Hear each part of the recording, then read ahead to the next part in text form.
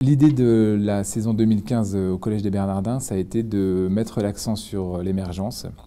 À la suite d'expositions monographiques qui ont déjà eu lieu, notamment dans la sacristie au collège. Jean Deloisy avait programmé ici des artistes et notamment des monographies. Alain Berland a aussi programmé des monographies. Donc on sait que cet espace de la sacristie, il est très très beau, il est très fort.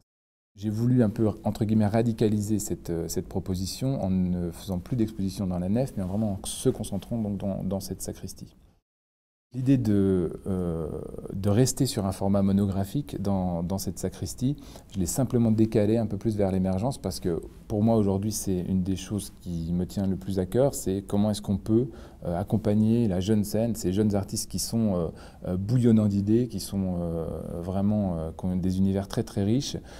Malheureusement, et ce qui est aussi naturel, c'est souvent le moment de leur vie où ils ont le plus d'énergie, le moment où ils ont le plus d'envie, le plus de volonté de s'exprimer, c'est le moment finalement où ils en ont moins les moyens. L'artiste que nous avons donc invité pour cette première expérience, si on peut dire, c'est Lias Amadouche, qui est donc un jeune artiste qui a un travail que je qualifierais de à la fois sensible et métaphysique. C'est un travail à la fois au cœur de la matière. Il dit lui-même qu'il aime travailler sur l'hypnose, sur les mécanismes de l'hypnose.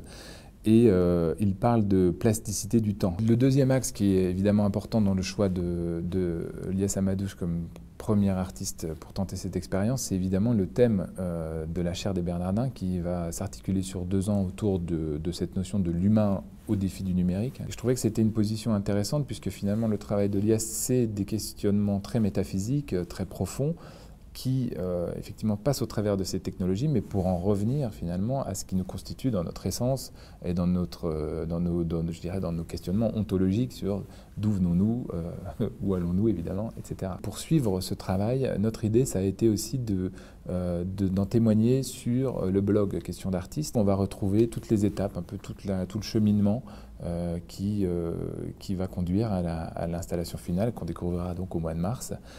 Et donc les internautes et toutes les personnes qui suivent le blog Questions d'artistes vont pouvoir comme ça avoir une espèce de vision un peu, pas tout à fait quotidienne, mais en tout cas des points de repère qui vont accompagner finalement la démarche de Lias jusqu'à sa réalisation finale.